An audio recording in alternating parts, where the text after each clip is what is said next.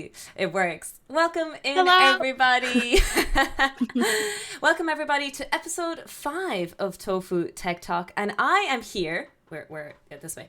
I'm here with a very, very special guest, Skylibs. Welcome in, Libs. Thank you so much for coming into this show. Please feel free to introduce yourself as much or as little as you wish. Well, thank you very, very much for having me. I'm Libs, as Tofu just said. I'm here to talk about, I think, mostly solar sailing, but some general space stuff. I'm in my final year of doing my master's in aeronautical engineering. So that's been actually a lot of focus on sort of aviation and fluids. But for my master specifically, I've been doing solar sailing optimization, which has become a pretty big interest of mine. But yeah, I'm very, very excited to be here. Thank you very much. Actually, you mentioned Glasgow, and I realized for a second my university is actually linked with your university. I didn't realize this, but our physics departments. Oh, no way. So, do you guys have a TEM? I don't know if you know what that is. The big giant microscope. Oh, I think we do, because I have a friend who does physics, and I'm sure I've heard him maybe mention it. Yeah. So my research group of my friends in the physics department on the TEM actually they travel constantly to Glasgow. I only no thought of way. it just quite recently. I forgot to mention it. Oh, that's pretty cool. But yeah, that's amazing. So you're saying you're finishing your master's and your bachelor's was in engineering as well, was it? Yeah, well, so I'm doing an integrated MEng degree. So Oh, it's been 5 years. So I haven't actually got my bachelor's technically. It's you just five have years to to the finish the MEng. master's, right, to get your bachelor's. That's such Yeah, a threat. it is. It's a bit scary. I think technically I get a BSc if I stop now. And I have to sort of cash out my credits to get that. But yeah, it's a bit high stakes this year. Okay, I see. And you've finished all your exams, so it's just your dissertation now. Well, they do it a wee bit backwards. I actually just finished my dissertation Okay. from sort of Augusty time last year till January, and now I have one more set of exams, which is a bit rubbish because I haven't taken exams in a while. So I'm not looking forward to those. I'm sure there's plenty of physics modules there. Well, not quite. No? Oh, Not really. It's a funny semester, this one. I'm interested to hear this. I'm so sorry that it might not be diving delve into your research just yet, but aeronautical engineering. Okay, so as a physicist, I would just ask, like, what kind of subjects do you study? What kind of fields do you guys do? It's been like, so I would say the first year specifically was very broad because General something kind of actually, stuff. yeah, and I really enjoyed that because it was with the intention of making it so students could switch between engineering disciplines quite easily if you decide it's not for you in second Hmm. year. So that was sort of, electronics, control, basic engineering, maths, that kind of stuff. Moving into like third, fourth, and fifth year, it's gotten more and more specific. Lots of more complex physics of fluids and aerodynamics classes, simulations, control, a few different types of electronics, but that's not really my thing. This semester is probably the weirdest, most niche one yet. I've got a mix of spacecraft systems classes. I'm doing advanced aerodynamics, which is a lot of flow visualization techniques and more like applied Mm, ways of sort of analyzing flows and stuff, whereas we're so used to just doing the maths. So it's mm. kind of all coming together quite nicely. I also do industrial aerodynamics when you're thinking about pedestrian comfort, flow around buildings, making sure they don't fall over, break in Oh, half, stuff like that. okay. Um, so a lot of weird stuff this semester. Okay, that's really interesting. I'm just that was a personal interest question of my own. But yeah, then your title. So I read your dissertation title. It was really interesting. I think it's very, very hefty, and I feel like even if you read out your dissertation title here, without background information, I think most of chat wouldn't understand. So perhaps would you like to kind of start with a little bit of literature review, as in like a story? Let me. Yeah. I'm gonna pull up the title because I'm trying to remember exactly what it is. I can't remember. Please, I did a PhD. I don't remember my title, and I did that for 5 years, so it's completely understandable. Wow, gosh, 5 years is so scary. Yeah, it's very long. The title is an extension of the Sims-Flanagan transcription for space trajectory optimization for solar sailing. It's a bit of a mouthful. I'll close that. I didn't come up with the title myself. Um, Supervisor usually, yeah. Yep, supervisor choice. So they kind of break it into chunks. Solar sailing optimization. So this is specifically trajectory optimization. There's a few different types of space optimization. You have your general mission stuff, making sure your payload's the right mass and size, even things like your launch vehicle staging, nozzles and your engines. Like this is all very broad and stuff that I've not really dealt with on like a very high level. And then there's trajectory optimization, which is where are you starting, where are you ending, how are you getting there, where are you applying thrusts, where are you doing maneuvers, where obviously all your planets are moving in all these, in their own systems, and it can become quite a big, hefty, complex problem. With the addition of using like a low thrust propulsive method, like solar sails, you typically, when you're doing trajectory optimization and using chemical thrusters, which are your normal sort of rocket engines, you're applying lots of thrust very quickly. So it can be approximated to just be an instant change in your direction or your velocity vector. You can't do that with low thrust. It's almost continuous for the entire duration you're applying thrust, and it's in very small amounts. So there's some ways to break it down, simplify it. The Sims-Flanagan transcription, which I don't think it's a very common like topic of discussion. I've never heard of it before. Until I met you, I've never heard of it before. I hadn't heard of it either. I just before I started my project. So it's Sims-Flanagan is Sims and I think it's Steve and John Sims and Flanagan. They're two NASA scientists at JPL, which is the NASA Jet Propulsion Laboratory. They do lots of cool stuff. I think a lot of people will have heard of JPL. And it's basically a mathematical transcription with the aim of sort of simplifying the low thrust optimization process such that it can be used at a sort of medium fidelity level, which means that fidelity is referring to like the complexity of the model. So medium fidelity is maybe used in the sort of more preliminary mission design stages, and you'll use a higher fidelity model when you're actually planning for launch.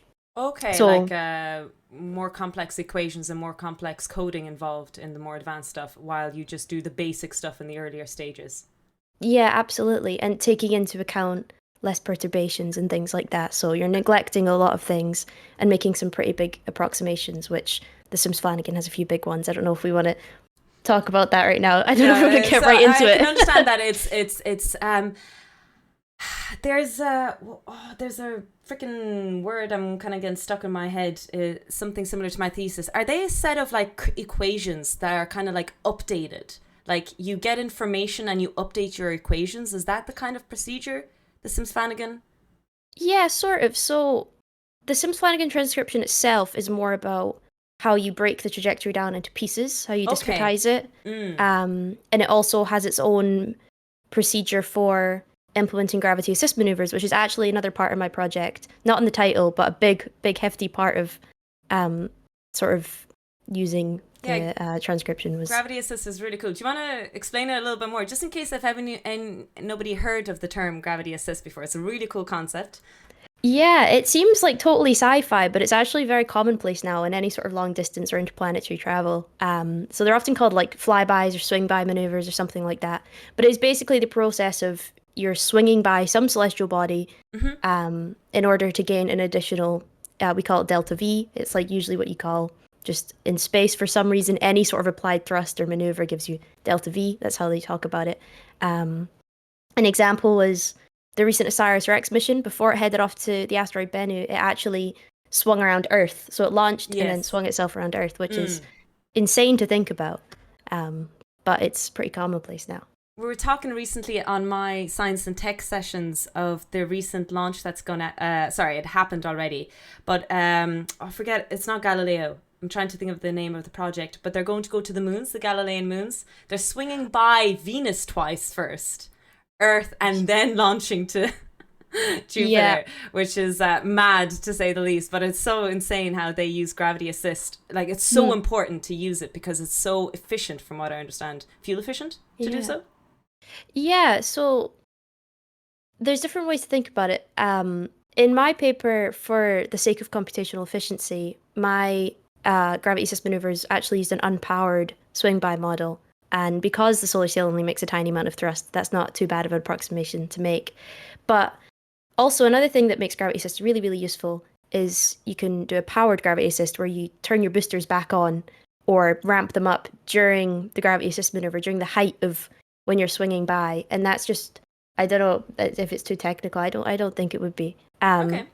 Something called the Oberth effect. It's the same reason that when you separate launch stages on your launcher vehicle, that you start firing your next stage straight away, because the faster you're going, the more effective using your boosters is going to be, Okay, I see basically. what you mean. Okay.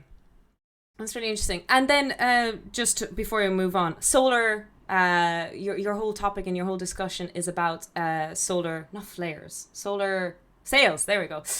Solar sails. And you were just comparing it that it is a more efficient way than using thrusters. Now, I'm going to take a wild guess. Solar sails are similar to solar panels?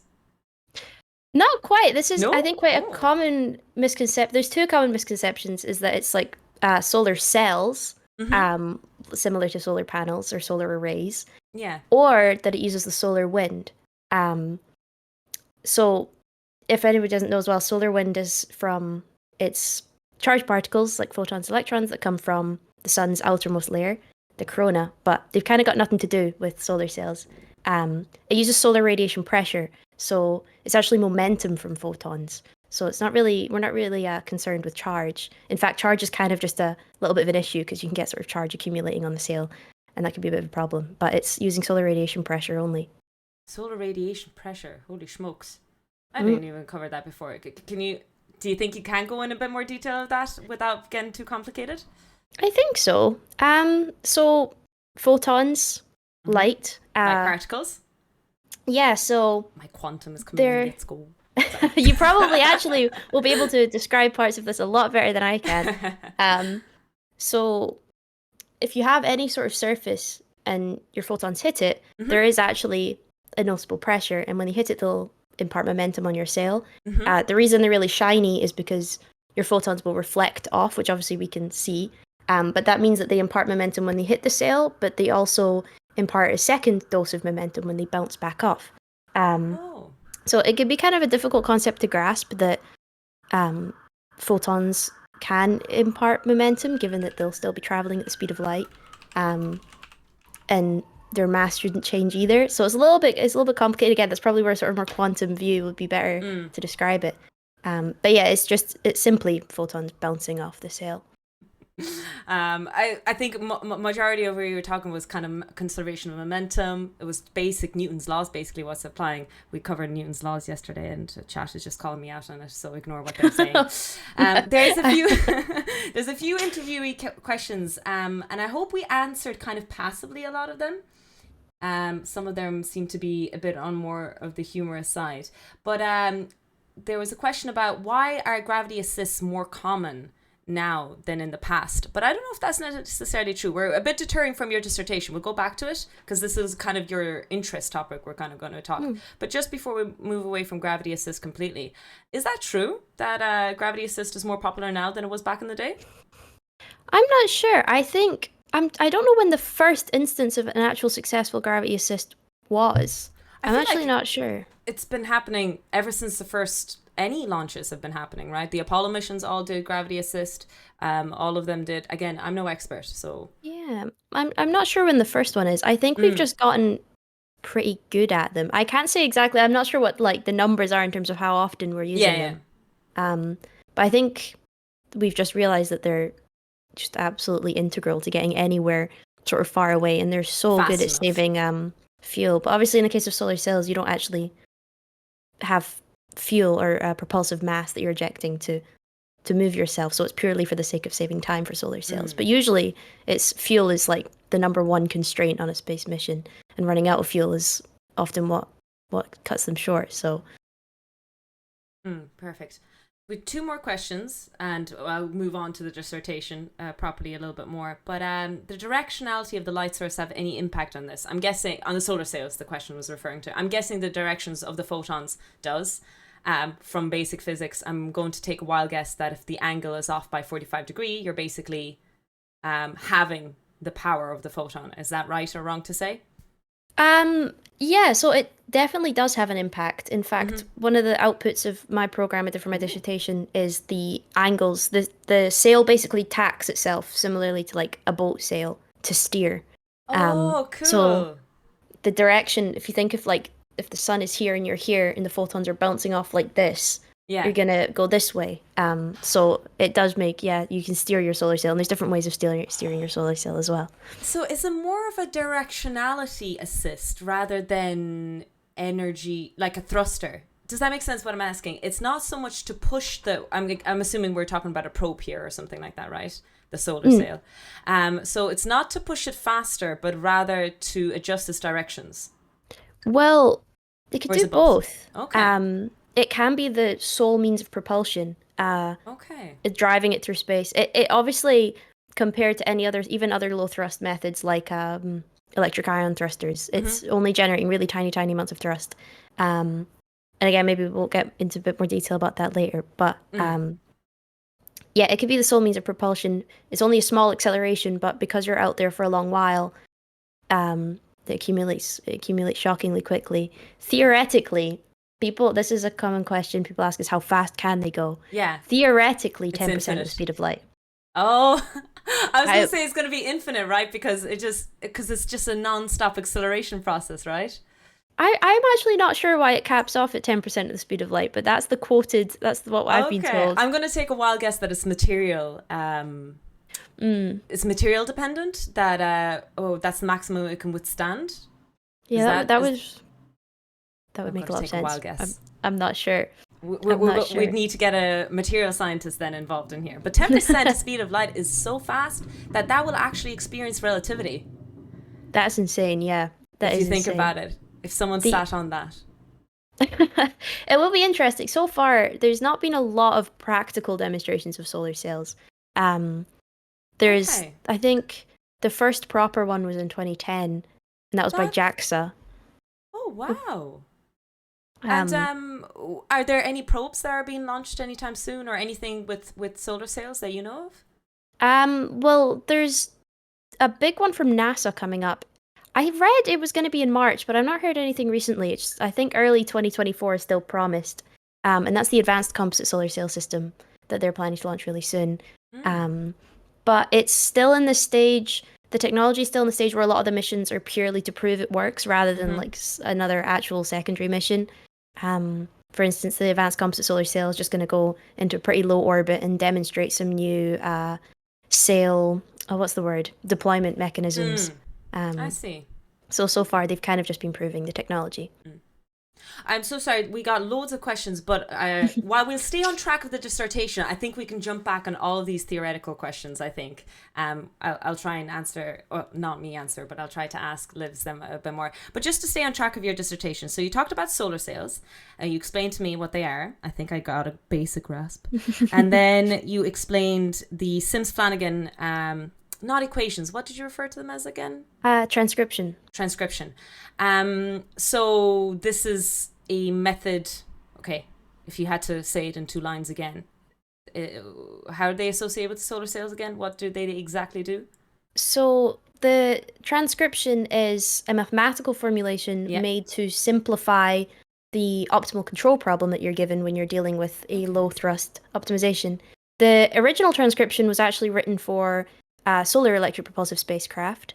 And I adapted it to be different so that it deals with solar sails. So this is the originality that comes from your thesis. Okay, that's really cool. And so now that you have that, that's the title. What did you discover in your dissertation? Or I know that there might be a publication issue with this, as in you might not be able to reveal everything you learned, but what can you tell us about your research? Well, that the transcription works very well for solar sailing optimization. Well, I have some pretty good results. I don't know. I suppose I don't know if I can sort of show you on the stream. If you have a file or something like that, you can send me. I can display capture or something like that. I'm thinking. It's all MATLAB files. Oh, MATLAB. I don't have MATLAB actually. I have Python. What a blessed life. What a blessed life. Well, the main output that we sort of went on to discuss was I optimized a bunch of trajectories. I spent a long, long time feeding through all these different optimizations, some with gravity assist maneuvers, some without. Went through a sort of verification process to prove the solver works. And then presented some results for comparison with other spacecraft. For example, one of the ways to I'll go back a wee bit.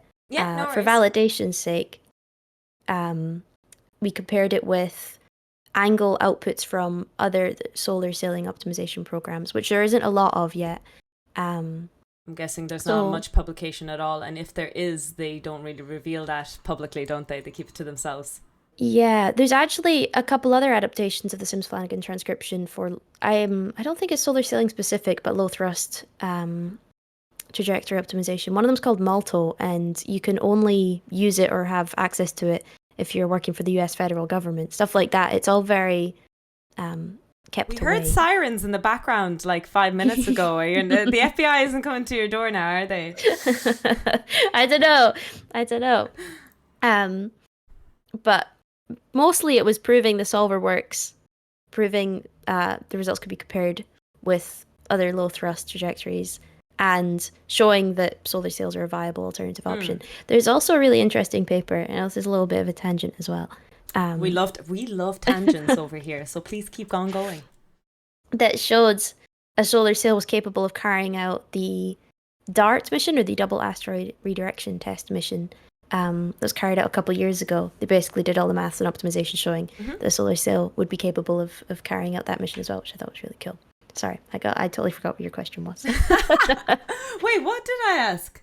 Wait a second. We were talking about something about my thesis, I think. Yeah, so what your results were. So you coded everything in MATLAB. So I was kind of hinting towards the idea that it was only theoretical confirmation of your results.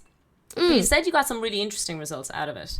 As in, so you simulated it, right? Am I wrong in saying that? Yeah, so you're not wrong, no. So the output of the solver, or the main output, is you get your trajectory, you get like a pretty sort of spiral, usually, and it might go stop by other planets and do swing bys. And then you get all your swing by data, like your delta V that you gain from the swing by.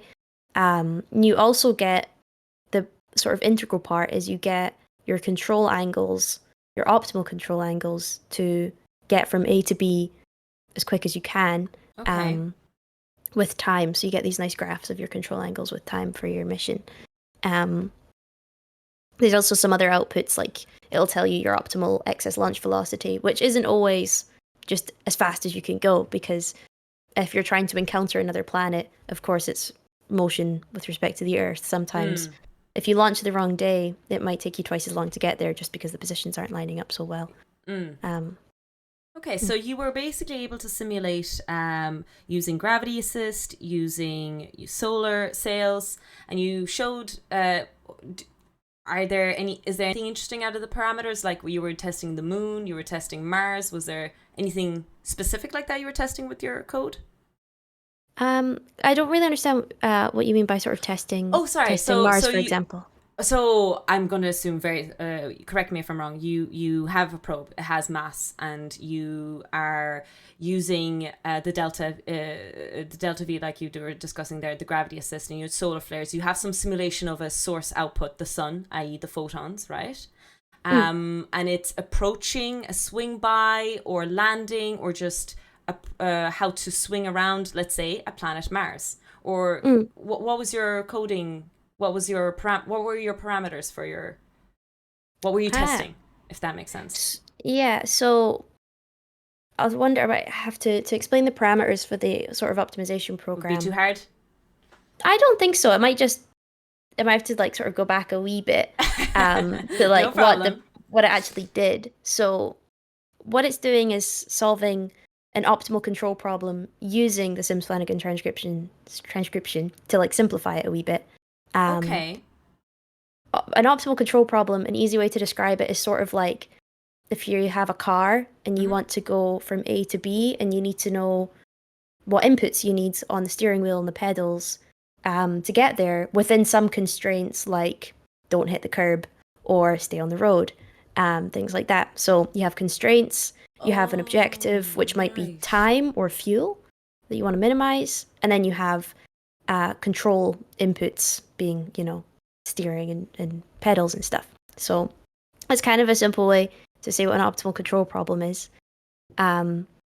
and you can use a solver. So I used fmincon and MATLAB, which basically takes a big vector of all of your inputs, takes a big vector of all of your constraints, and then minimizes some objective function, which for a solar sailing trajectory is time of flight, replacing typical propellant mass in like a normal space trajectory optimization, and then finds the optimal controls to minimize your objective within your constraints.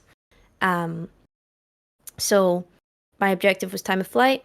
My constraints are a little bit complicated. I can imagine. I think the reason why I probed you a bit about this questioning is because I had a very basic misunderstanding. Your code, or like what you're running, is that you input all the parameters and the constraints, and then you just look at the outcome of where you end up, kind of thing.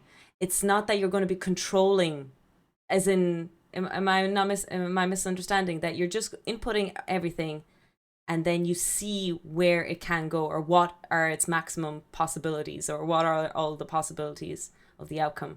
Oh, You're not okay. adjusting along the way, are you? Or is it a code set in place to adjust the position and time? So yeah, I what the user would put in Yeah. is your start body, your Mm-hmm. launch date. So an external optimization program could be used to find the like global optima for your ideal launch date. So you put in Okay. what day you want to launch, you put in your sail characteristics, maybe how big your sail is and the mass, so you Yeah. can calculate its acceleration. Um, you put where you want to end up and Mm-hmm. any intermediate flyby bodies.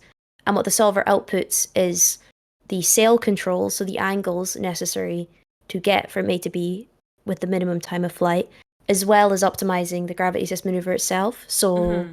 that means your approach velocity and the sort of radius of your swing by around the planet.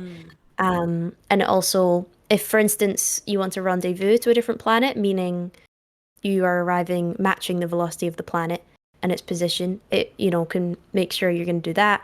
Or if you want to arrive with a specific excess velocity, you could do that as well. Okay, I see. I had a very, like, when I first heard it, I was confused. That was my confusion. So sorry if my questioning was weird and it No, no, made you no, misunderstand it a bit. Apologies about that. no, not That at all. reminds me of my PhD thesis defense, actually. Very, very similar line of Oh, questioning. really? When Oh, they ask such a simple question, it's like, really? Really? Do I have to explain this? And it's like, oh no, this is going down a complete different rabbit hole.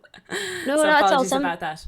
Not at all. Sometimes you sort of spend so long doing it, you kind of forget to explain like the actual thing because Mm. you're so in on these little details. Okay, and So you finished your dissertation now, so that was the conclusion. Is there anything else interesting out of it in the end? Not that it wasn't already interesting. I'm I'm just thinking. I'm thinking. is there Um, anything future there wasn't works? any sort of massive breakthroughs, to be honest. The future works would be in making the solver that I made Mm-hmm. better. So right now it has the capability to deal with multiple gravity assist trajectories. Basically meaning that you could add for every gravity assist you want to include, you could add another set of optimization uh, parameters Mm-hmm. for the gravity assist. So it has the sort of capability to deal with as many as you want. Um, And are you going to Another upload the lab map? Sorry to interrupt. Are you going to upload the thing on GitHub or for public access? Your work? I'm not sure. I've already signed away the rights to it, I think, to the space Whoops. exploration team. Whoops. So I'm not sure if I can even do that. I'm not even sure. I got an email right after I finished it, like, all right, do you want to sign away your? I was like, yeah. What if this is going to be the foundation and like you could have made millions? I You don't know, think if you so. patent it. You never know. I You don't never know. know. But yeah, it's finished. It was a pretty tight. I would have loved to have spent a bit more time on it because I really really enjoyed it, and I think there's a lot more I could do with it. Mm-hmm.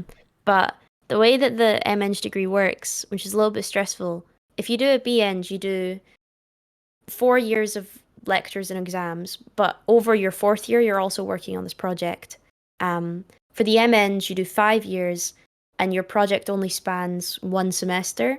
Um, That's weird. and it's a pretty hefty chunk of work. And for me, I've Yeah. never dealt with optimization before. I've only really used MATLAB for like symbolic maths and solving equations and stuff. So it was Yeah. a pretty big challenge for me, a totally new thing that I only really started learning about in August. So Yeah, I feel as soon as you start that, sorry, by the time you're ending it, you're only starting to learn really and get to really know things. But Yeah. that's amazing amount of work that you had to put in. I can't believe you managed to stream at the same time. Or Oh, did you take a break a little bit during those times? there's probably more cancelled streams than usual. Yeah, But understandably. yeah, it was a pretty big crunch, definitely towards the end, especially writing the paper. So you did get a publication out of it as well, not just a thesis. Well, I don't think it's going to be published. Ah, Um, okay. but I don't know. I'm not too worried about it. I'm not really sure what I'm going to end up doing or if I'm going to do more education or what. Okay, so you don't So know if I'm you're not going to sure. continue with maybe a PhD, or is that an option? Would you like to do a doctorate? It's kind of on the cards. I'm just feeling like totally unsure at the moment, especially after Confused. 5 years straight. Mm, Um, I'm like, oh, I'm not sure if more is the answer right now. But I suppose it's always maybe an option down the line. Um, okay. No, that your research honestly sounds really, really cool. Mostly I loved reading through your literature review. The in depth literature review is so interesting. Maybe because I found it very interesting because the physics in it is very natural to me because it's mm, it's just Newtonian physics, most of it, in the early literature reviews. So very simple Newtonian Galilean kind of basic stuff. mm. So it from my perspective that was really cool and interesting. But in general, your area of interest is also space stuff, right? You're keeping tabs on all the news of the space probes and all the moon landings and stuff like that. Do you have a very general opinion or comment to say of all the recent stuff that's happening? Um, yeah, I do definitely keep tabs more now, especially over the last 6 months. I've always been interested in space, and I've always taken as many electives as possible in space. But um, definitely more so recently. Um, I know the Odysseus lander landed what only a few days ago. Yeah, on the Um, side, right? yeah, I had a little, it tippled over, but it was a Do you, bit of a feat that it landed in the first place. I don't remember exactly what happened. I was talking about it the other day, and I've already sort of forgotten a wee bit. so I think Um, someone physically didn't turn or adjust the lasers. Correct me if I'm wrong, chat. oh, They have these laser sensors for the landing, mhm. but there's a manual shutdown and shut off, and right before launch, one Oh, person was supposed to flip the switch, and that person didn't flip the switch, and so it went in blind basically in the landing. So I'd hate wow. to be that one person, honestly. Like I'd be It's sweating. kind of insane with the scale of like space missions, how many stories there are of kind of similar stuff, like the Metric Imperial and like things like that. Um, I think with the laser guidance system shutting off, they made a sort of rapid last minute adjustment. So I think one of the payloads on Odysseus was some sort of LiDAR Hmm. module, and some of the genius engineers working, I don't remember, it was like a private company. I don't remember Yeah, who it yeah. was. Intuitive machines. Or That's it, yeah. One of their engineers, I think, last minute used one of the payloads to kind of make a makeshift instead of these laser systems that were maybe not turned on or whatever. But they still were surprised because they were supposed to get communication from it right before it landed and they weren't hearing anything from it at all. Um, and then it tippled over. I don't know what the state of it is now. Last I read about it, it said it had 20 hours left of battery life or something like that, and then it was just gonna die. That was a day ago, I think. Yeah, I haven't kept update in the last 24 hours. We covered it very briefly yesterday, but it's still functioning yesterday. So when I Oh. was talking about it, so I don't know what the story is with it now at the moment. Yeah, we were actually kind of talking about how we feel like there's another space race happening. So I don't know. I know this was before your time, right? But there was a space race back in the day between the Soviets No. and the Americans. There was a thing, right? And Mm. that kind of died down after all the Apollo missions were kind of completed. Basically, no one really went to the moon. And now there seems to be another space race. I don't know if you have any like commentary or like your personal opinion as to why this is happening. Do you think, um, do you, have you thought about it? Um, I'm not sure. The type of space missions that I'm most interested in Hmm. personally are more like your like scientific advancement, kind of like Osiris Rex and DART and Mm. stuff like that. More asteroid deflection and studying and Oh, learning okay. things about that kind of thing. Like the Odysseus lander is really, really cool, and it's cool that we're sort of back on the moon. But I think the commercialization of space has become a there's money in it now. There wasn't always Yeah, money there's in it. money. Most of the jobs I'm looking at are in sort of small CubeSat companies. Like there's so many startups now. There's a lot of money Yeah. in putting Oh, payloads into wow. space. And I suppose now the moon. I think NASA commented on Odysseus being a sort of like demonstrating sort of commercial what's the word? Promise of putting things on the moon. And Mm. maybe soon we'll see startups putting people's payloads on the moon too. I just think there's a lot of money in it now. I I'm wonder sure what there's the other goal reasons. is, though. Like, I wonder what is going on in the moon, if that makes sense. I'm Like, not sure. where's the money coming from off the moon, if that makes sense? Yeah, I see what you mean. I see what you mean. I'm not really sure. I'm as far as I know, people might know more about this than me. I'm not sure. I don't think there's anything particularly valuable material-wise on the moon. I No. think it's maybe more of a land thing and a um sort of similarly to the space race, a sort of who's winning and proof of concept kind of thing of like we can do it and you can't. I wonder if that's part of it as Yes. well. Showing off sizes and comparing, basically. That's what the goal is Yeah. here. Bragging rights. There we go. That's what it is. Yeah. I see. I wonder if that's part of it. I recently played a game called Deliver Us the Moon, and it had really interesting physics in it. We went through it, how it was basically using helium and nuclear fusion. It was gathering helium from the moon, and there was like some Oh. backing up theories behind it, but there's not enough helium on the moon for us to be gathering. Although there still seem to be a helium shortage coming into Earth. Anyways, that's a Yeah. rant in itself. You were mentioning that you were really interested in the pro trajectory of the asteroid. Could you, as a person who actually it kind of went over my head when that happened. Could you explain the story behind it? What happened with the probe when it landed? What was the goal? What was Was, the was this double asteroid redirection you asked Sorry, about? yes, the asteroid where they landed and they imploded a bomb. Was it a Um, bomb? it was super interesting. Well, not quite. They didn't really land. They sort of just smashed the satellite into this. It wasn't even an asteroid. It Oh, was a moonlet of an asteroid. And they yes. just smashed the satellite into it. Which is it worked. The reason I think I'm interested in this one was it happened in 2022 and Mm-hmm. it was that was the year I did my first spaceflight dynamics course. And my professor, who actually Oh. ended up being my advisor for my master's, was obsessed with it. And he would sort of like, at the start of the lectures, he was like, "Oh, you saw the update on the double asteroid redirection test?" And then he like snuck it into all of our exam questions. It was an awful exam, and I think that stayed with me. Um, but yeah, so was it did oh, what was the name of the asteroid? The moonlet. I Didymos or forget. something like that? Yes. I'm sure Um, chat can participate and help out any second now. But will yeah, know. that does sound right. So it's a little asteroid that goes around another asteroid. Yeah, Yes. so basically, asteroids pose it's a weird threat to the Earth because obviously chance of collision is low, but if it happens, it's really, really bad. It's the same with sort of space debris and stuff, even like a teeny tiny bit of space debris, because everything is so fast in space. If it hits you, it's really bad. You're Very talking about sort of, scientific. yeah, it's really bad. Um, I saw somebody mention Bennu. That was the This- OSIRIS-REx mission, which is yes, the also super sample cool. recovery one, right? Yeah, so it's Okay. another sort of asteroid defense. In a weird way, it helps with asteroid defense. Okay. But the double asteroid redirection test was a little bit more obvious in what it did. It aimed to change the orbital period of an asteroid by smashing something into it. Previously, we've kind of thought about using charges to split an asteroid into wee bits. Yes, Um, to- Armageddon. Bruce Willis. I know yeah, this. Okay, keep I've going. not even Sorry. seen it.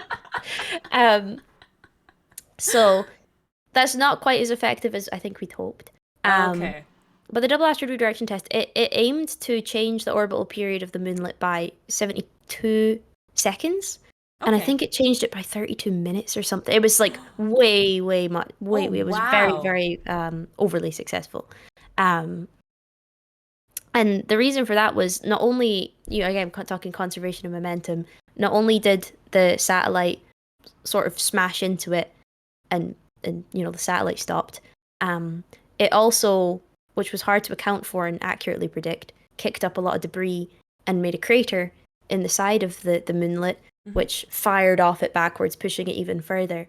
Um, and the reason we actually chose this two asteroid system, so the moonlet that we hit and the Mm-hmm. asteroid that it orbits, was because, well, first of all, you can observe the change in orbital period of the moonlet a lot easier because it's orbiting another body, so you can see when they sort of eclipse each other. It's very clear and obvious, easy to monitor. Yeah. But it also helped. There's so many. It seems simple when you think about it, but then when you consider this debris came off the moonlet, it also hit its main orbital body. And also when you make a big crater, you reshape part of the surface of the moonlet, you change its gravitational field as well. Things like that. So it changes the orbit as well.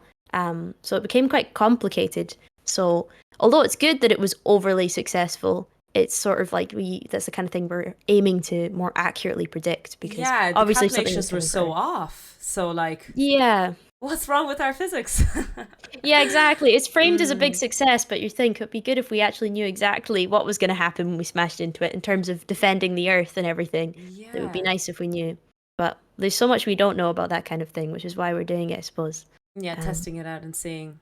hmm And then we Yeah. mentioned Bennu in the chat as well that you were really interested in as well. It's the sample collecting asteroid. Mhm. So what happened in that one? If you remember some details. Vaguely. So Osiris-Rex went up to Bennu. I think it got to Bennu in 2018. It did a gravity assist maneuver around Earth to get there.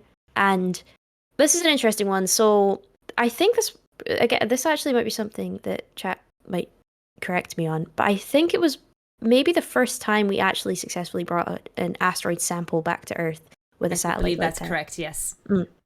Um, but it's an interesting one as well. So Bennu's of the size sort of class that we're quite worried about. They're not super rare, but they would do a lot of damage if they hit us, kind of thing. But one of the other things that we wanted to look at, aside from the contents of the rubble, which NASA was saying might help us unravel the sort of secrets of life itself and the history of life itself, was something called the Yarkovsky effect, which is interesting to me because it's about solar radiation pressure again. Okay. So when you have an asteroid, not only is it sort of, or any body, if you have a celestial body, it's orbiting, but it's also spinning on its own Yeah. axis. So that's where you get sort of prograde and retrograde orbits. The Yarkovsky effect is basically just it's absorbing heat and it's spinning and then it's emitting heat and it's pushing itself. So if you're on a prograde orbit, that might slowly expand your orbital radius over time. If you're in retrograde, it can bring your orbit in. But we can't really accurately predict that for a lot of asteroids and celestial bodies. So again, if we know more about that, we'll know more about what might hit us and how we can avoid it hitting us. So that was another big part of it, was studying the Yarkovsky effect on Bennu, which is in a fairly rare retrograde orbit. And I'm guessing the heat comes from the sun, right? The heat from the sun. And I can't believe that it heats up so much that it causes motion. Just from a thermodynamic perspective, to me, that's mad. Yeah, it is a little bit insane to think about. I think the thing to think about is it's the kind of thing where, yeah, you can't really imagine something like that on Earth. Like, same with solar sails. You can actually feel solar radiation pressure if you stand outside in the sun like this. Supposedly, it feels the weight of a feather on your skin. But you can never imagine it moving something. But just everything is so different in space. The scales of everything are so large. Nothing's really resisting your motion. So things that seem totally impossible have these huge effects, the same as the Yarkovsky effect and like the premise of solar sails as well. It seems crazy. Sorry, I was glancing at questions. There's a lot of questions building up. I apologize, Oh, chat. I'm that's trying to okay. multitask. You brought a big party with you as well. You have a lot of friends in the chat supporting you today, which is so awesome to see. Aw, I'm trying not to look because I'll get distracted. No, I hope loved we're it that you kept behaving. giving me a shout out on Saturday. I really appreciate it. You were clearly talking about me, and yeah, we loved it. What didn't we love that chat when we were playing Mortuary Assistant? Yeah, it was so nice to get those 2-3 follows suddenly out of nowhere while a demon was chasing us. It was great crack. It Oh, was great crack. Mortuary Assistant is horrific. Have you played it? Very briefly. I did not last very long, and I think I made it in my 4 hours of playing about 2 minutes into the game because I just couldn't deal with it. Oh, horrible game. I just had it was a community challenge event point thing. Ooh. So yeah, I forced myself. I finished it in the sense that I got a end screen, so that counts, right? That counts as I'm finishing the very game. impressed by that. Yeah, Yeah, yeah. sounds a lot more than I did. All right. Sorry, got distracted again. Very bad tangents. Bad tofu. But thank you for telling me about your dissertation and all of your interests. I feel like we're going to go through the questions that a lot of chat were saying. It might be a bit in depth and it might be a bit difficult to answer. But do your best. And if you don't know, you don't know, because I don't know any of these. Uh-oh. So I covered those ones earlier. I think there was a question: how does the charge affect the sail or the sail? I feel like we answered it, but just to reiterate, is that the word? How the solar sails work, if you want to, because someone might have jumped into the chat and not know how it works. Oh, okay. So, pressure, a solar sail just uses momentum from photons to propel itself through our solar system and potentially further. It's just a shiny material. Photons hit it, bounce off it. They impart momentum on it. This falls off with your distance away from the sun, but you can just potentially go very, very fast. The question about charge can build up. I can't remember exactly the name of the technology used to just dissipate sort of excess charge across the film, but it's something that's pretty easily avoided, I think, and it's not posed any problem, as far as I know. There was, as again, this is a little bit tangenty, the Icarus sail from JAXA had solar cells also on it.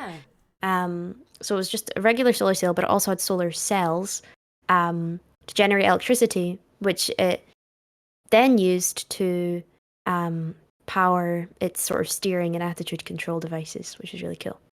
I don't know like if you double did sun. I don't know if you did a lot of literature review on the photon specifically of the solar sails and how it bounces off.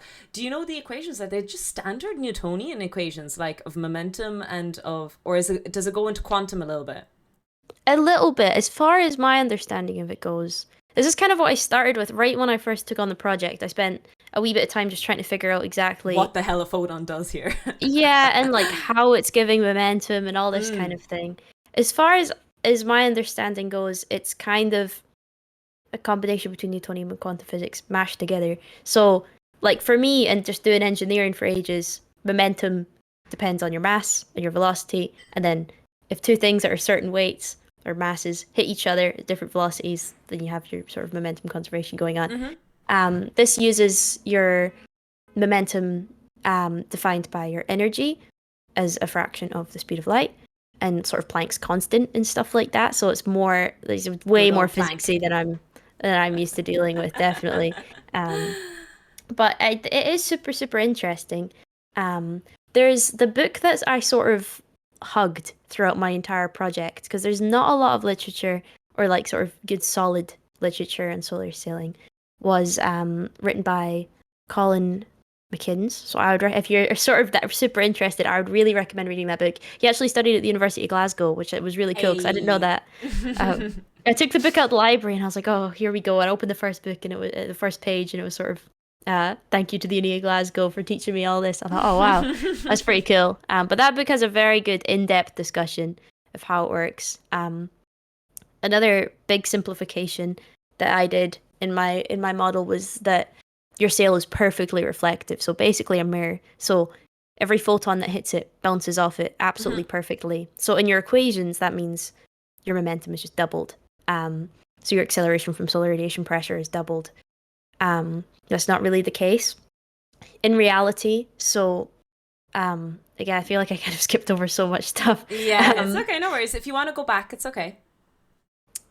Your solar sail is supported by, if you have a typical sort of square sail, it's supported by booms which hold tension in it. Okay. Because again, to go back to like a sort of sailboat it's the mast analogy. Yeah, the mast that holds the tension in the sail. But it's never going to be perfect. And if you have it totally taut, you might sort of get rips and stuff like that a little bit easier. And if debris hits you, you don't want it to tear. You would rather it pierces a hole, for example. So not only is your sail not 100% reflective, you also get sort of billowing and wrinkling, and these can pose pretty big problems. For example, if you have a wrinkle in your sail, your um sun, what's it called? Photons, Photons, rather. yeah. Your sun will sort of bounce between the wrinkle and you get all these hot spots and stuff like that. Oh shoot, I Um, didn't even think of that. I just thought from an there's inefficiency perspective, but geez. Yeah, there's so many considerations, and there's sort of mathematical models for all of these. Mm-hmm.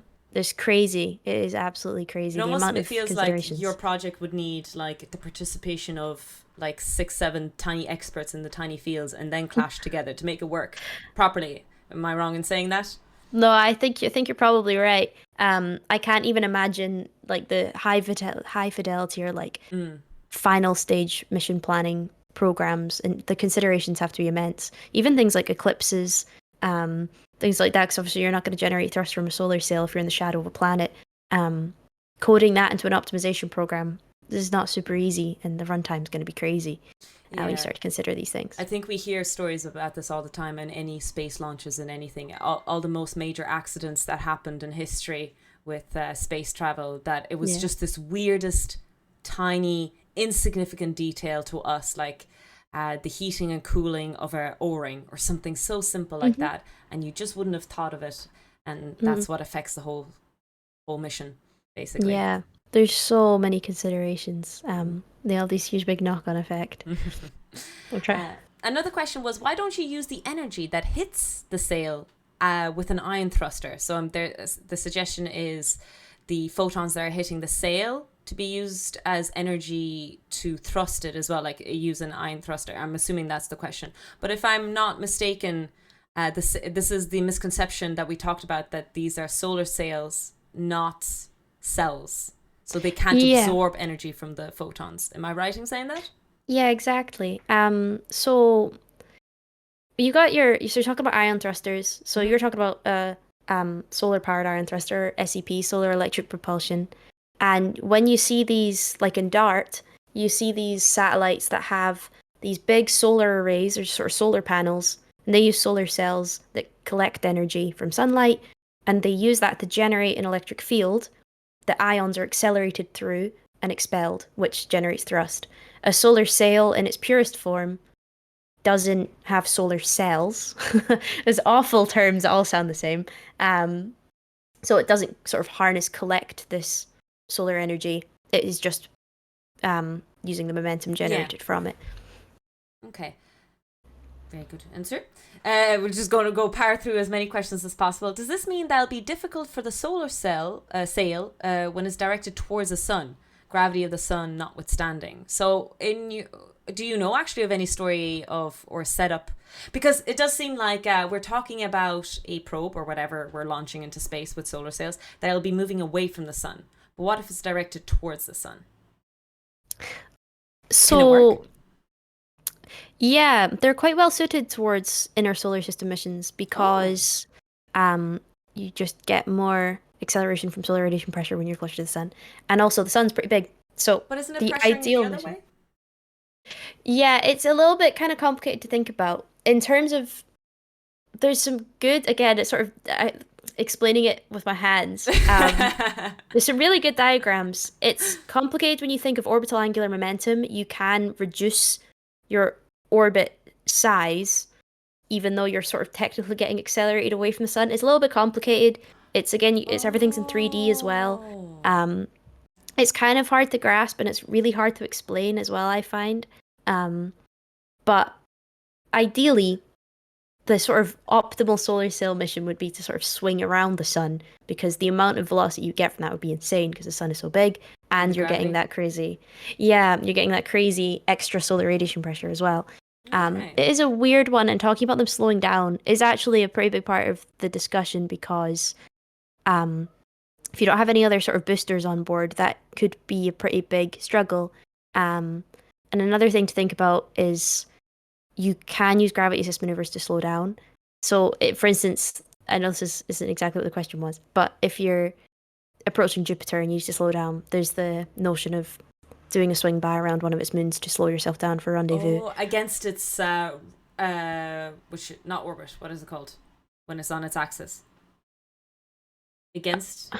So if you swing it with the direction, it speeds up, right? But if you orbit against its axis rotation, it slows down, right? Yeah, I think if I'm understanding what you're saying, yeah, Mm, yeah, I think so, yeah. okay. There's also the idea of like if you were to fire actually out of our solar system, which I think is sort of the very, Oh. very long-term plan for these, um, you would be approaching another star, which would naturally sort of slow you down. Mm. There's actually a small startup company in France that's planning to they're called Gamma and they're launching alpha, beta, gamma, delta, epsilon sails. They've already launched two, I think, but their goal is to get to the Oort cloud or Oort cloud. I'm not actually sure how you say it. In the next, I think, like 20 years or something like that, using solar sails, which is insane. Okay. That's not one of the jobs that you were applying for, was it? Is No, the I fir- would be pretty cool though. It does sound pretty cool. A question about how would the solar sails, what size do they have to be compared to the size of the craft? Do you know how massive are these solar sails usually? So the ones that have been practically demonstrated have all Mm-hmm. been quite small. So light sail, so there's light sails one and two. Those were some pretty good, more recent ones from the Planetary Society. The payload in light sail two was 5 kilos, and I think it was 32 meters squared, the sail. Um, 22 so meters squared. That's pretty let me big. I don't want to be spreading misinformation here. Yeah, 32 meters squared.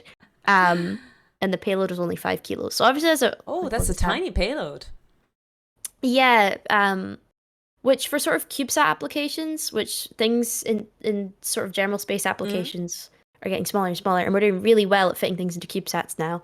And CubeSats are a technology that are evolving very quickly, which is very useful alongside something like a solar sail. Mm-hmm. Um, but the original so sorry, yeah. They don't have to be massive if your payload's wee.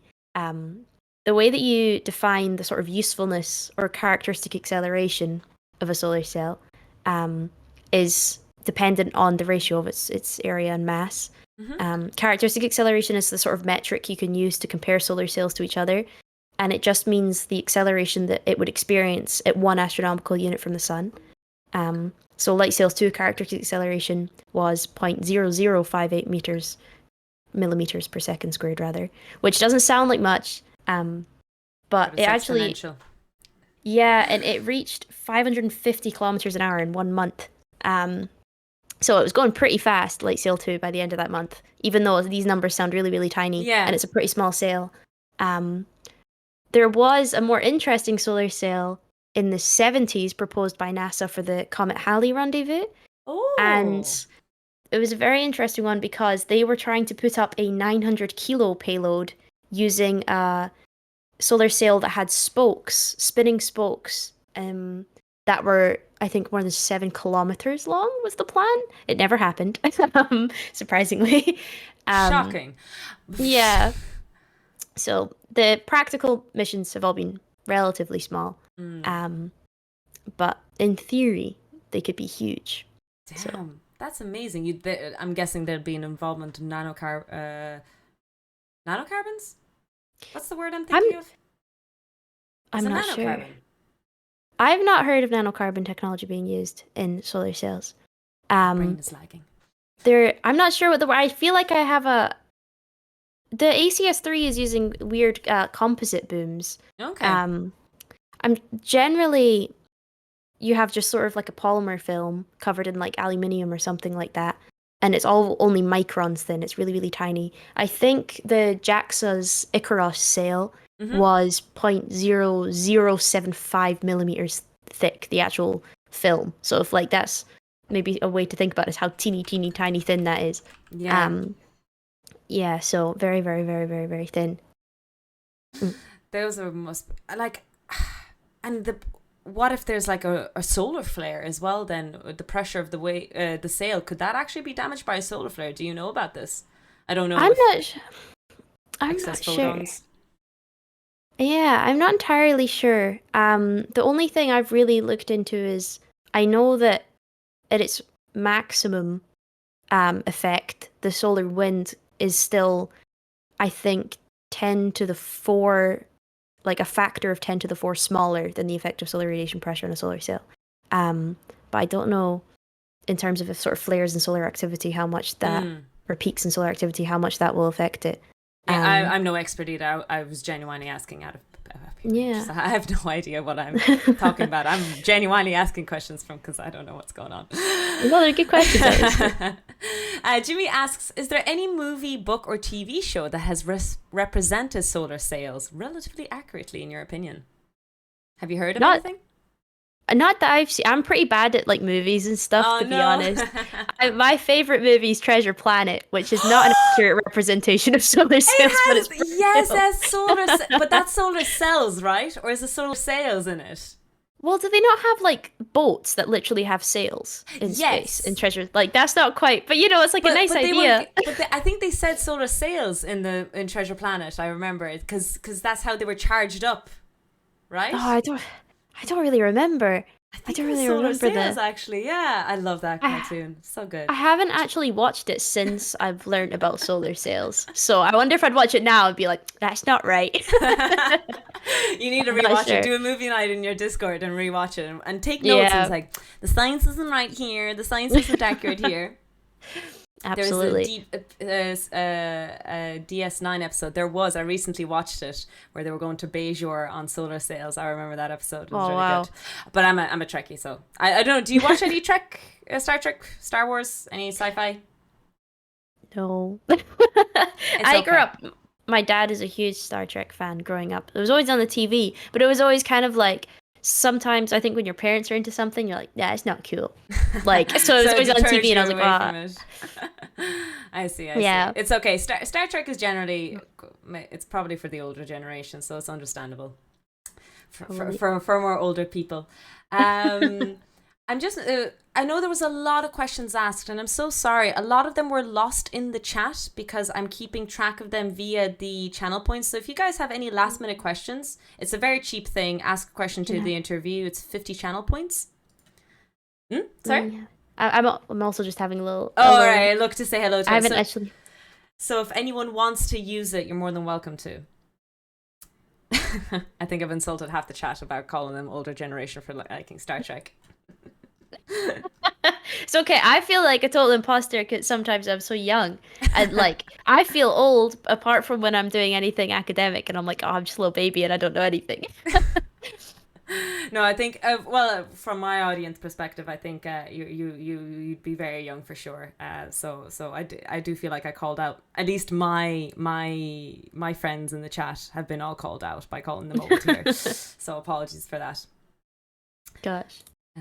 So just to put up some questions that have been asked, do you want to make a bold predictions for some cool space tech that we'll see in the future? So that's just a general nerdy question. I think we're due a pretty big breakthrough in space debris collection. I'm waiting for something super cool. I know there's like quite a lot of PhDs and research projects in that. I went to a really cool talk on space debris collection recently. It's also another huge optimization problem. Once you have your ideal space debris collection stuff, like hardware, you have to figure out, which order are you going to collect debris in? How are you going to collect it? When are you going to come back down and deposit it and stuff like that? It's a huge problem. I think we're due some sort of big breakthrough because space debris is a mega I feel like it's issue. Just a shuttle in space and a big net, and you just move in orbit and you just catch anything. Might get an alien or two in there. Maybe might get a net with a lot of holes in it. That's kind of like what's going in my brain, but that clearly doesn't work. Good thing I'm not a space engineer. Good thing I'm not. And then another question is, how effective is the steering on the solar sail by using photons? I think we kind of mentioned that before, but if you want to highlight it again, because a few new viewers are coming in.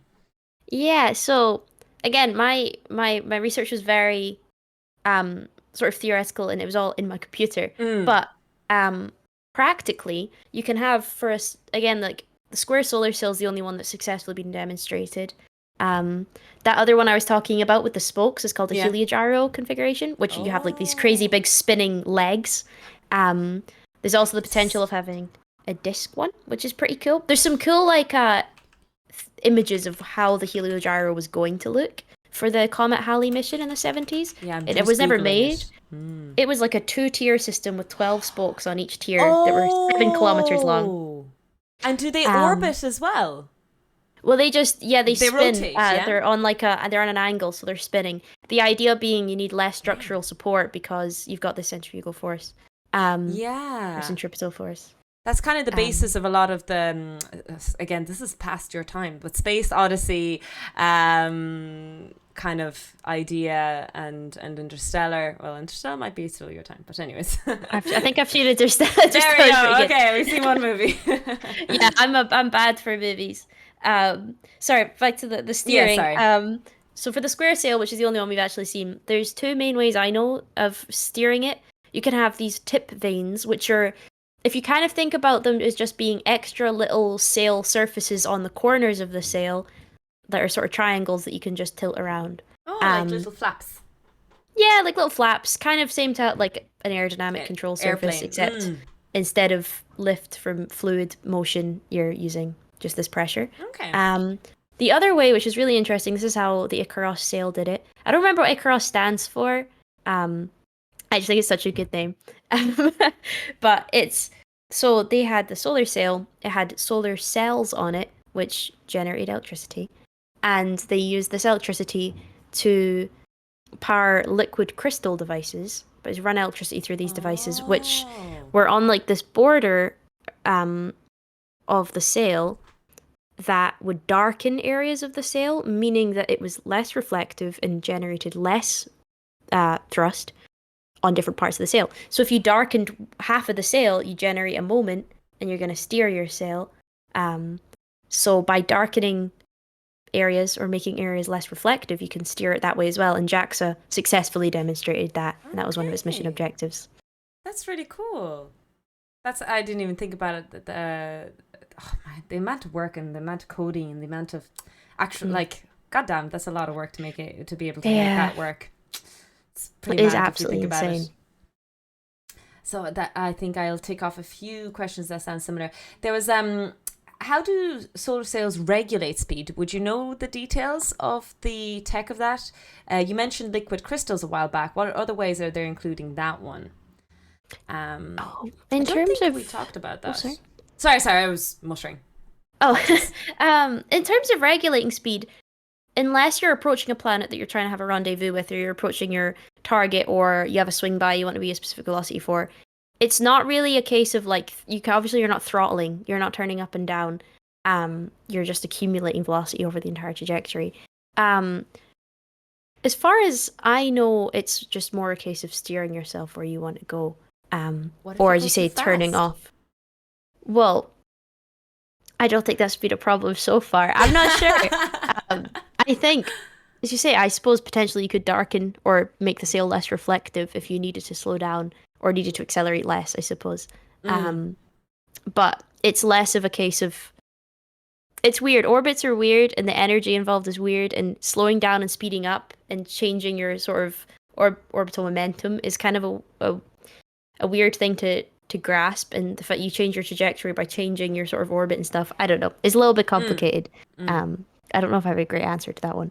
No worries, no worries. There was a question about like what about solar sails using lasers as a possible practical? Now, I think you mentioned something, but we didn't dive into it about lasers earlier.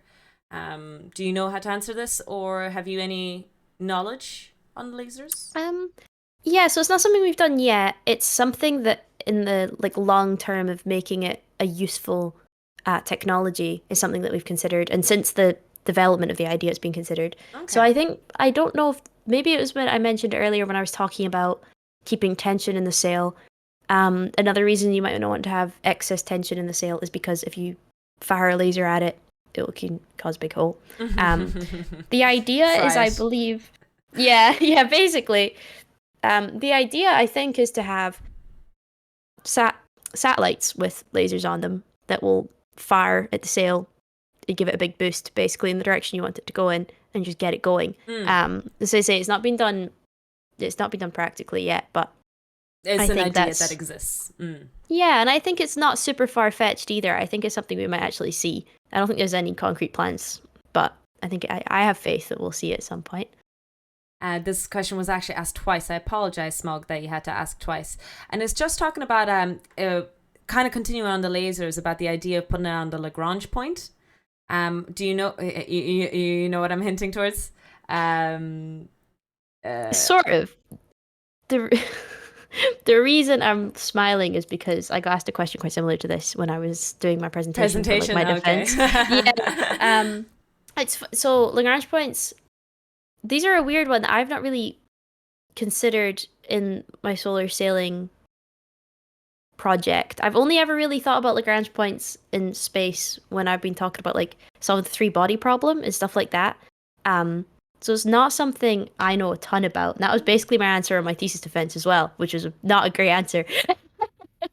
But that's not something I've really put a ton Mm, of thought into, no worries, no especially in the worries. context of lasers. Yeah, the Lagrange point is really interesting because I think it was talked a lot about back when Webb went up into space because it's in Oh between the yeah. Lagrange point, and loads of people started talking about Lagrange, which is great because from a physics perspective, Lagrange equations traumatize students. When you hit mechanics, I don't know. Actually, you probably did mechanics, so you might have done Lagrange Yeah, physics. maybe a while ago. Yeah, no, it's okay. So there's Lagrange and Hamiltonian physics, and it's very, very scary. But it's so interesting that when the web happened and I started teaching mechanics, it was really nice for me to reference something real for students because otherwise Mm, there's just nothing to grasp as to why we're studying this. yeah. But I thought that It's was really funny cool. when you mention the Hamiltonian and Lagrange, it gives me just like flashbacks to the horrible optimization problem equations, which were all in terms of minimizing your oh Mm, horrible. yes. I hate that side of it. Back when I was studying it, I always said, like, if you were making up equations and if you were making up physics to make your physics work, chances are that physics isn't real. But that was just me ranting and hating on Lagrange. Lagrange, you did good. Sorry, I was just dissing. Yeah, yeah. Nas has a personal question because Nas was my first guest of Tofu Tech Talk. He was testing the limitations of the setup and everything, and he talked about supersonic aircrafts. So I was just Oh. wondering if have you been following any of the NASA news of the X-59 supersonic air flight on the news? I actually haven't had like a proper look at the aircraft itself. As Mm. far as I know, the main premise was it was about generating less noise when you break the Mm. sound barrier Yeah. in the attempts to make commercial overland supersonic flight another possibility again. Because the problem is it makes such a big noise. Um, but I actually am not sure in terms of the engineering of the aircraft how they're planning to minimize that noise. Mm. And I haven't been following it that much aside from that being their Yeah. main thing. So you've heard of it, but it wasn't a big interest or anything like that. Not particularly. I do actually love um, shockwaves and Uh, supersonic flow. I think it's pretty interesting. I was talking earlier about my class in it's advanced aerodynamics and flow visualization techniques, mm-hmm. and a lot of that is dealing in like trying to see what the hell shockwaves are doing and how they're interacting. Like there's a whole subsection of it, which is SBLI, which is shock boundary layer interaction, and it's insane. Like fluid flow, especially when you start going fast, it's just insane. I think it's very interesting though, and shockwaves are pretty cool. Really cool. And I supersonic didn't. aircraft are. So there's a whole field on this, just on supersonic booms, basically. Mm. Yeah. Supersonic hypersonic flow is very, very cool. We were talking actually, it was really interesting. There was a Richard Hammond program years ago, where he went to the University of Manchester and they have like a hypersonic wind tunnel there. And they were looking at I think they were actually talking in the context of a space shuttle, but they were looking at an aircraft with a really pointy nose and then one with a sort of rounded off soft nose, Mm. breaking sound barrier, going really Yeah. fast, making some nice oblique shock waves off the front. And Hamilton, it's actually Hamilton, not Lewis Hamilton, Richard Hammond. He was saying like, Know uh, the driver. yeah, same, sorry, um, that intuitively you would think if you're putting something through fluid Mm-hmm. really fast, you'd want a really pointy nose, especially if you're trying to break the sound barrier where all this drag happens. Um, but what they ended up visualizing was that you direct your shock waves right onto the front of your wings, which will disrupt your flow and stop your flow over your airfoil, creating as much lift as you want it to. But the Mm-hmm. reason it was funny is one of my old lecturers was the guy showing him how to use the wind tunnel. So this like we were watching Richard Hammond come up with, oh yeah, so here's our first aircraft model, and then we see our old lecturer like, oh yes, so basically, and like telling him he's gonna lose his hands in the wind tunnel and stuff. So it's pretty funny. That's really It's a good. small world. Small, small world. I like this question. It's a bit off topic, but we are like I guess coming towards the end anyway. Lib, casting for a live action Treasure Planet. Who would you cast for it? Oh god, I don't know any actors. Right. What's the wee red guy in it? Morph. Oh, the pink guy. Yeah, sorry, Pink. Yeah, The blob. who would play the Blob? Mm. Okay, I'm not sure, but that was a hard one. Flynn Rider. Who would be a good Flynn Rider? Oh, That's the oh, big one, isn't it? I feel like there's a lot of that haircut going around at the moment. have to be a really young actor, like very, very young. Who's the new Spider-Man? Tom Holland. Yeah, Oh, maybe, yeah, someone like maybe. him. I mean, his umbrella performance is just too good. I think he'll perform really well as Flynn Rider. Oh my God, yeah, It I lives forgot rent free about in my that. mind Oh my every God, day. and that's fair. That's fair. I'm trying to think who else. I'm so bad at actor names. It is like Mm. genuinely one of my biggest embarrassments is like people will be talking about the most famous actor ever, and I'm like, I have no idea. I have no idea until I see their face. I'm a Yeah, bit face yeah, no, blind as well. I completely understand. Oh, Timothy. Oh yeah, those are probably good ideas as well. Yeah, there's some Timothy good Chalamet. suggestions. Mm. I'm fed up of him. No. He Is he has no everywhere? business being Willy Wonka. He has Oh, I no haven't business. seen that actually. Me neither. I've seen the trailers. That's enough. He I has no see. business.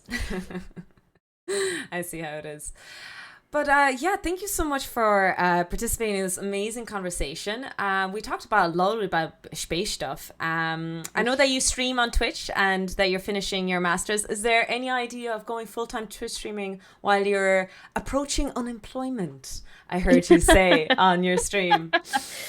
Yeah, I'm in a bit of like a weird everything up in the air at the moment in terms of I don't know, again, maybe I'll want to go into future studies, do a PhD, or maybe want to go straight into get a job.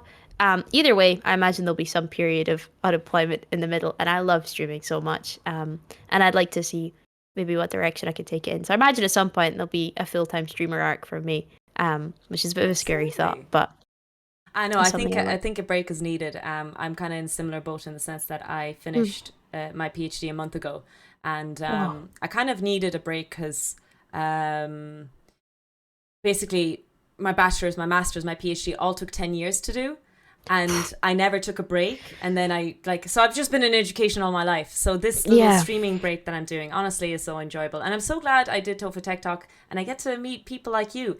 I don't know who it was exactly. Could have been Spooky One, maybe, is Hmm. the person who gave a shout out when I was asking for more people with STEM backgrounds to be shouted Oh, no out. way. So if it was Spooky One, really appreciate you shouting out Libs' name. Really Oh, appreciate that. that's really cool. Thank you. I do think it's something really cool, and I think it's a very good thing to do. I think Twitch kind of is lacking in this kind of thing. I think there's such a demand for it as well. Um, I think there's a lot of nerds. I'm allowed to say that. Yes, no, I think the there's older so many generation people isn't that love it. offended by that. We I embrace it think now. I think it's gonna. I think people are gonna love it. I think it's a really really good idea, and I think there's definitely a gap in the market for stuff like that on Twitch. Definitely. Yeah, and I'm so glad you came on the show. I really appreciate it. I'm still Oh, thank starting out. Like I said, this is only episode 5. But yeah, even just contacting new people. So if anyone in the chat does know of more Twitch streamers, we have a suggestion box in Discord. So please let me know. And if you know anyone as well, Skylibs, please make sure to let me know. But yeah, is there anything you'd like to promote your Twitch with? If there's any of my friends in the chat who want to follow Libs, I promise I can speak sometimes. What would you say you tend to stream and chat about? I would say, if I were to promote you, that you're a very community based streamer. That you have a lot of just chatting and that you bring in people. Would that be wrong to say? No, I don't think that would be wrong. Yeah, definitely very community based. We sort of just do whatever. I like trying new games. I like trying new food. I like chatting. Um, so we just kind of do definitely a bit of whatever. There's not a lot of structure going on over there, to be honest, most of the time. I usually just sort of run home from uni and then go live and we end up chatting for hours. But I do really, really love it. I also want to say you're a very good interviewer. Oh, Even though I feel like I'm pretty bad at condensing what I want to say into I don't know short time. I feel like you guided me very well. oh no! Thank you so much for saying that. Still practicing, still starting out. But yeah, I mean, it's so easy when it's people like you who are clearly understanding of expertise of their fields, but also are just able to discuss it to a general audience. Because I hope we aimed at a general audience. I do think it was a little bit expert, if that makes sense, as in you were clearly very knowledgeable in what you knew, and you I'm were sharing the surprised by that. information. I'm surprised Does by your that. chat usually give you shit for Not for being a... necessarily. No? Okay, Well, my mods and my chat bully me all the time. Wait, can we swap chat communities? My chat gives there's me shit definitely a all the bit of time. bullying. I think for me, and obviously most of my degrees been in more like aircraft and fluid flow and stuff like that, but now in more spacey stuff as well, there's so much that I've learned from sort of hobbyist aircraft enjoyers or people Mm-hmm. that just love space, people in my chat have watched space launches and followed space science for longer than I've been alive. Yeah. So there's very little that I can't learn from them. Like Mm. there's definitely a back and forth of information in terms of, yeah, I find my biggest critique of my degree has been to all these equations, all this maths, all this really in-depth understanding. But then somebody who's never studied it in their life actually has a better, like, Because global general understanding of it. knowledge, yeah, yes, I feel Absolutely, that yeah. way absolutely. With getting the physics equations, and you'll study quantum and something like that, and then someone will come up to you, a person with no background in physics, and they'll ask something about quantum tunneling randomly, and be like, Mm, "Yeah, I know how to derive it. I know everything about that, but I have no idea what you're asking me. I'm so sorry. I know the maths, yeah. but I don't know what you're talking about." You got that really direct knowledge without maybe like always having a quite it's funny you say that. I almost studied physics. I almost went into physics. Oh, and what made you go into aeronautical specifically? Well, I told this story on Mushroom quite recently because we were talking about positive sort of female influences in STEM. Mm-hmm. And unfortunately, I had a maths teacher in advanced maths who basically told me I only got into uni because I'm a girl. And I was saying how unfortunate that was that she said that to me. However, on the other flip side of the coin, I had this techie teacher who took a bunch of girls who were sort of performing in physics and maths and stuff. Mm-hmm. And she took us to an engineering conference at the University of Glasgow. And there was this panel of engineers who did a Q&A at the end. And we were listening to them all. I always knew I wanted to do some kind of STEM subject, and I was Mm. leaning towards engineering, so like problem solving, I like maths. And basically, the aerospace engineer on the panel was describing like my dream job, and I was like, "Yep." So I read up on it a bit, and I was like, "Yeah, that's definitely it." Man, that's so heartbreaking to hear that another woman, it's one thing that, I think this is a general comment that we do put up with some misogyny in our lives, but Mm. it's so sad to hear that another woman would drag another lady down like that. Yeah, That's heartbreaking to hear, honestly. And a teacher, a person you look up to, a person who's supposed to be yeah, an icon. yeah. I was gutted. And I remember as well. So how it went was, I don't. Do you have UCAS? Cass? UCAS for like uni applications. I don't know if the uni application system is different there. So no, in Ireland, we do it a bit different. I think we're a bit unique country. We don't apply for universities directly. We have a point system. So when you graduate, what is a GCSE that you do? No, that's Oh, England, we're right? weird as well. Yeah, Okay, okay, weird as Scotland. well. I thought at least UK would have been similar, but I guess not, right? Wait, what does Yeah, Northern Ireland have? no idea. I have no idea. Are they the same as us? No, they can't be because they Never. don't do Irish. Okay, I'm confused. Anyway, sorry, go on. Well, we have like a uni application thing where it must be similar because UCAS do points. We're like a Scottish, so we do Nat fives or national fives instead of Mm-hmm. GCSEs. So like they're worth a similar amount of points. It must be some sort of similar system. But you have like a UCAS advisor who writes your Mm-hmm. reference and helps you apply. My UCAS advisor was one of my math teachers, and he helped me apply and write my things and all that. So he told me like come up and tell me when you get your uni offers. And I was only 16 at this point because it's a bit Oh, different in that Scotland. young. Yeah, I started uni when I was 17. That's why I'm You're doing my 1 year a master's. little bit earlier than everyone on average, then. Yeah. Yeah, and it's quite common for that to happen in Scotland just because the birthday cut-offs are a bit funky. Okay. So I was only 16 when I got my offer, so I went up to him to tell him at my lunch break. I went up to the like math teacher staff room and I was like, "Oh, I got unconditional offer for what I really want to do. I'm really excited." And then my math teacher, the one I was talking about, she was like, "Oh, what's going on?"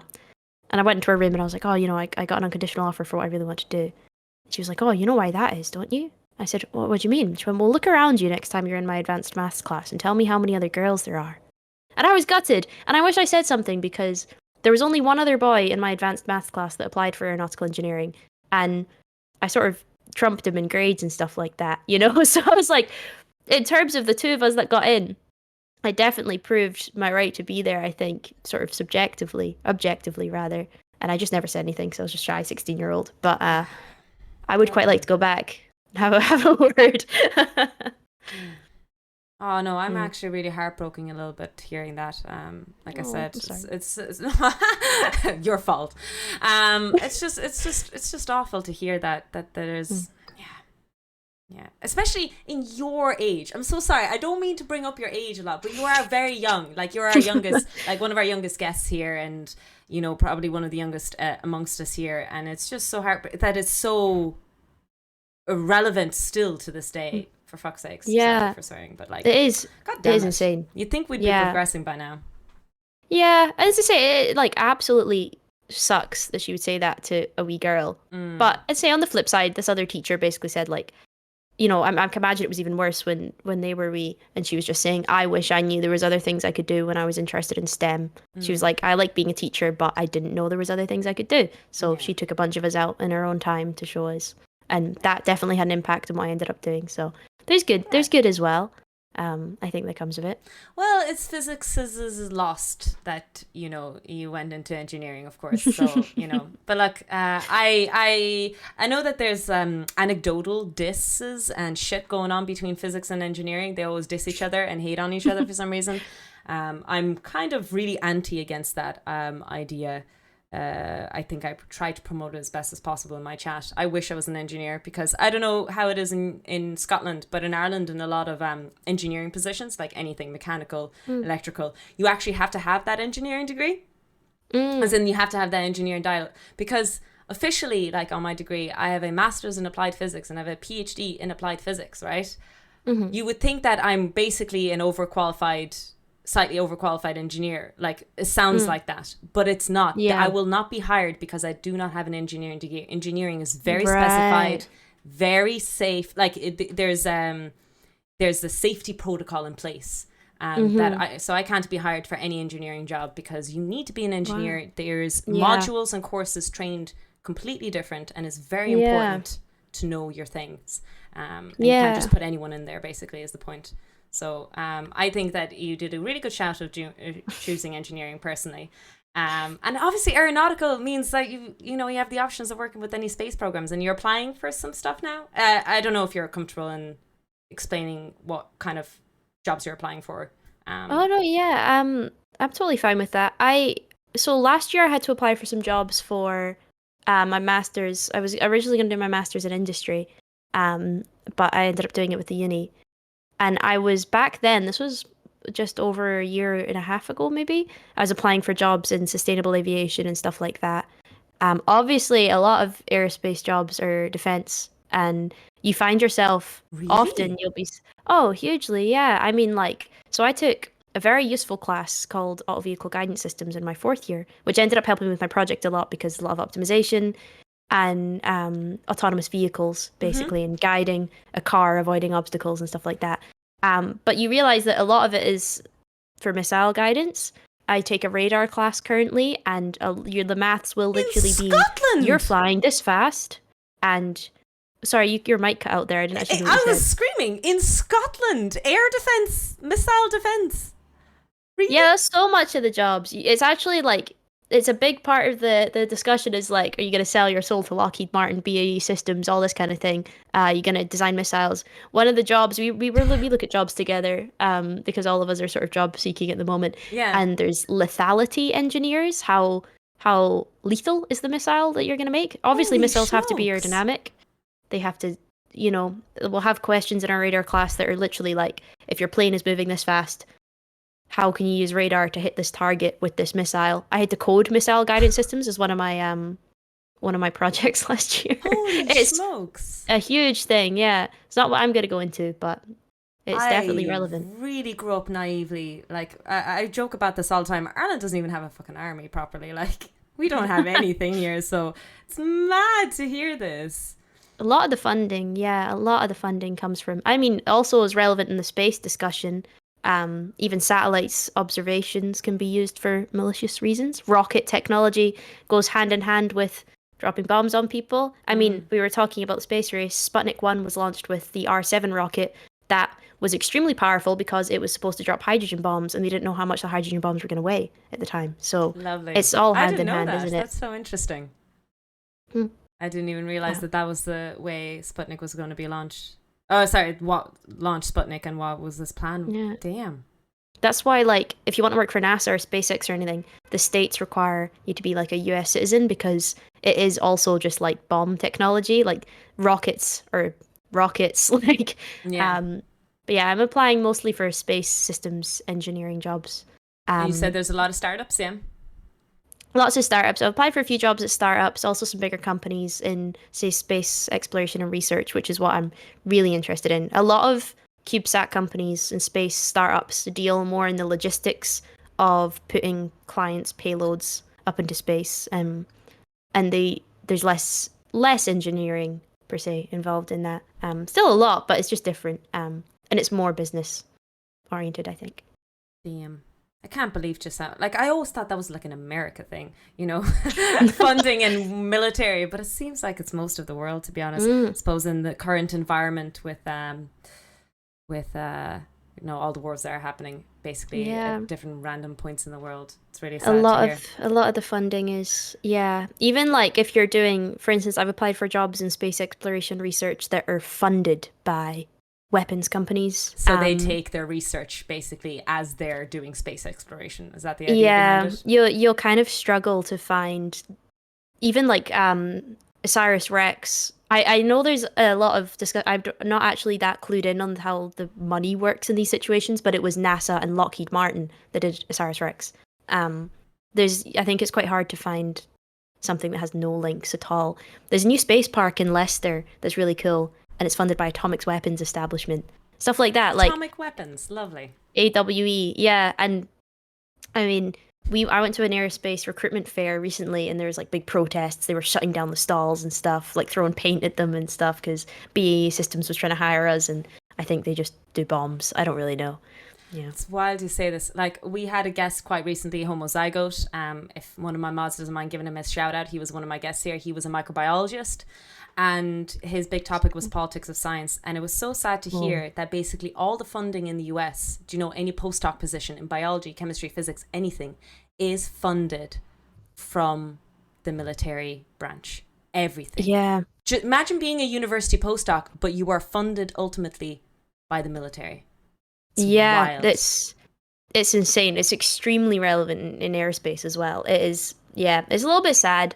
Especially like a lot of the big developments in space technology in general has been as a result of weapons progression or a need for new weapons or whatever. Same with radar, same with aircraft. I mean, like, just everything. Even, I mean, most science and technology is developed quite rapidly during periods of sort of world wars and stuff. My Roman Empire is the nuclear bomb. I always talk about on stream how we didn't even really understand the atom. Like, if you go chronologically in the order of how we understood the proton, the neutron, the electron orbiting, like the structure of the atom, and then the development of the first nuclear bomb, we didn't even know the structure of the atom fully by the time we were building the bomb. That it was just the rush to build it without the it's just wild, absolutely wild. Yeah, that is insane. It also makes you wonder, like, if there was always this crazy rush, if there was always this funding and excitement, how much more research and how much further we would be in science if we didn't only do it when we had to blow things up. Yeah, if suddenly climate change became so freaking dire that, the world was going to end next week, maybe we'd Almost. actually, we'd actually get something done. Yeah, that's sustainability is a whole other barrel of fish in aerospace as well. Like, when space exploration is launching stuff into space is not particularly good for the environment. I don't know if anybody's watched the Starship launches, stuff like that. It's pretty bad. But there's also the argument that, like, there's satellites that monitor wildfires, help us control wildfires. They help us with sort of agriculture and stuff like that. So it's a very strange. Same with aviation. A lot of it now is moving towards like hydrogen aircraft and stuff, which is pretty cool. But it's pretty god awful for the environment. It's insane.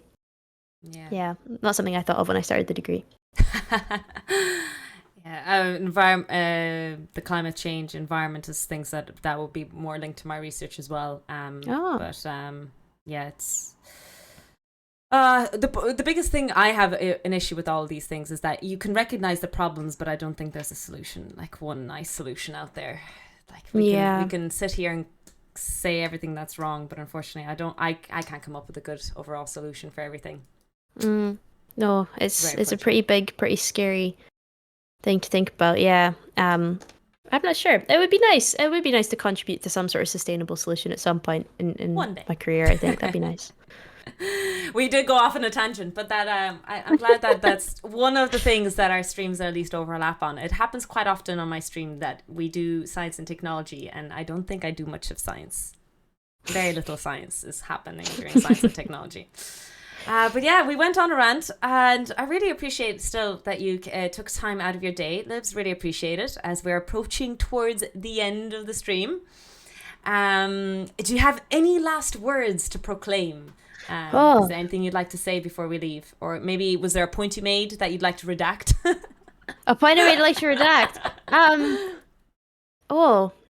not sure. I do have a bit of a fear that I didn't explain very well. I didn't explain very well. Oh, just general. Yeah, I think just to say when you've like been lost in the sauce a little bit with the specifics of like, you know, of a big system, you've just been focusing on the specifics. I'm worried I didn't give a great overview. So if anybody has any questions another time, I'd be happy to answer them. So Libs's name is in the title, so you can hover all her socials there, so you can slide into her. Please repeat everything you explained so I can check my notes. So if you guys want to follow on socials and stuff like that, by the way, I love your baking videos on your Instagram. I'm obsessed with that. Thank you. Such an I've not done one of those in ages. I love baking. I've not filmed it in a long time, but I still bake all the time.